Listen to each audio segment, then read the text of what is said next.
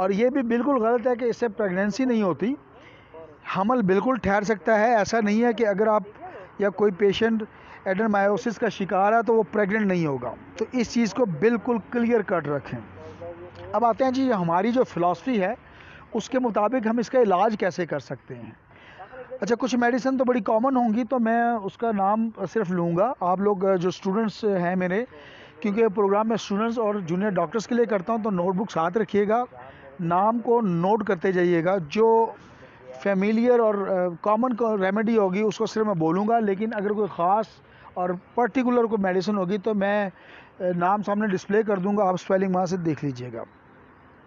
जो इसमें top grade medicine है वो सबाइना, SABINA, सबाइना मेडिसिन बनेगी। 30 से स्टार्ट करें, 200 में दें, 2 से 3 कतरे ज़ुबान पर औरल टिपका दें।